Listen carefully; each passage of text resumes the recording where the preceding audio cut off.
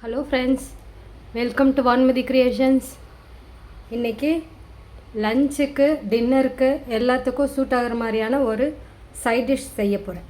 உருளைக்கிழங்கும் வெந்தயக்கீரையும் வச்சு ஒரு சூப்பரான சைட் டிஷ், ஆலு மேத்தி சப்ஜி.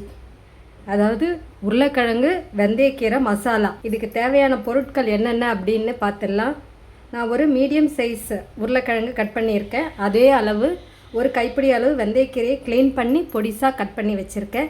இது ஒரு 5-6 பல்லு பூண்டு, ஒரு பச்சை மிளகா கட் பண்ணியிருக்கேன். ஒரு மீடியம் சைஸ் தக்காளி பொடிசாக கட் பண்ணியிருக்கேன். ஒரு வெங்காயம் பொடிசாக கட் பண்ணியிருக்கேன். இதுக்கு தேவையான மசாலா பவுடர்ஸை நம்ம சமைக்கும்போது நான் சொல்கிறேன். வாங்க இப்போ இந்த சப்ஜி எப்படி செய்யலான்னு பார்த்துடலாம். இந்த சப்ஜி இப்போ நான் என் பொண்ணுக்கு லஞ்ச் பாக்ஸ்க்காக ரெடி பண்ணிகிட்ருக்கேன். சப்பாத்திக்கும் இந்த ஆலு மேத்தி சப்ஜி.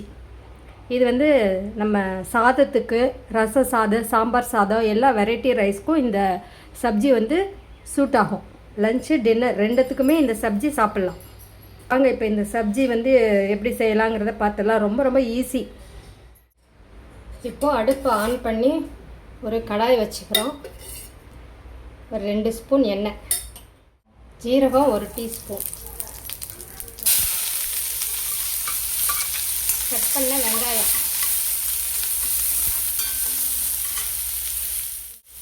பூண்டு, பச்சை மிளகாய். இந்த சப்ஜிக்கு தேவையான உப்பு, தக்காளி,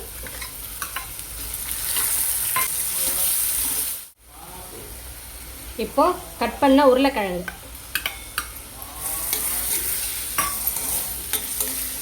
இது எல்லாத்தையும் இப்போ ஸ்லோ ஃப்ளேம்லேயே நல்லா வதக்கிக்கிறோம். இப்போ ஒரு மூடி போட்டு 5 நிமிஷம் வேக வைக்கிறோம்.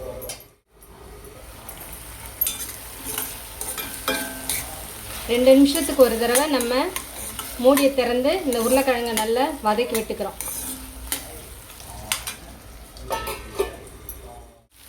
இப்போ நம்மளோட உருளைக்கிழங்கு நல்லா வெந்துருச்சு. 1 ஸ்பூன் தனியாத்தூள், காஷ்மீரி சில்லி பவுடர், உங்கள் காரத்துக்கு தகுந்த மசாலா பவுடர் சேர்த்துக்கோங்க.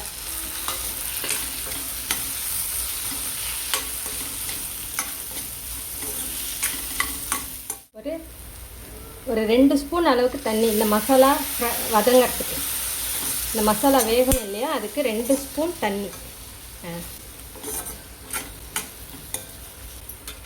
இப்போ ஒரு 2 நிமிஷம் மூடி வைப்போம். நம்மளுடைய உருளைக்கிழங்கு மசாலா எல்லாமே நல்லா வெந்துருச்சு. இப்போது 1/2 டீஸ்பூன் கரம் மசாலா. இப்போது இந்த 1 கப் வெந்தயக்கீரை பொடிசாக கட் பண்ணி வச்சுருக்கிறேன். இந்த வெந்தயக்கீரையை நம்ம சேர்த்துக்க போகிறோம். அடுப்பு சிம்லேயே தான் இருக்கணும்.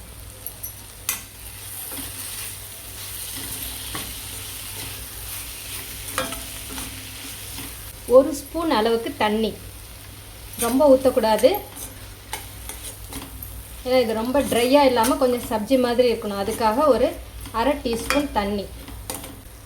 இப்போ 2 நிமிஷம் மூடி வைப்போம். இப்போ திறந்து பார்ப்போம் நம்மளுடைய ஆலு மேத்தி ரெடி ஆகிடுச்சா அப்படின்னு.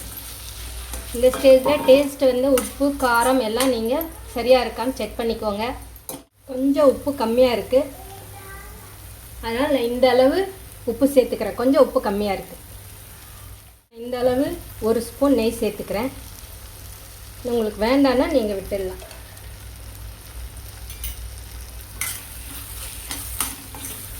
இந்த சப்ஜி ரொம்ப ரொம்ப சூப்பராக இருக்கும். இப்போது ரெடி ஆகிடுச்சு.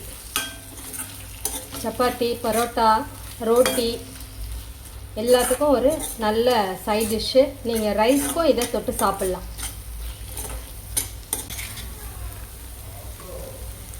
சூப்பரான ஆலு மேத்தி சப்ஜி ரெடி ஆகிடுச்சு பாருங்கள்.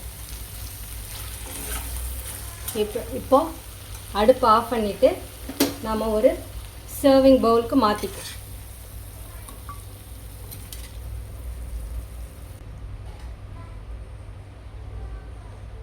ஆலு மேத்தி சப்ஜி ரெடி ஆகிடுச்சு. சூப்பரான சைட் டிஷ்.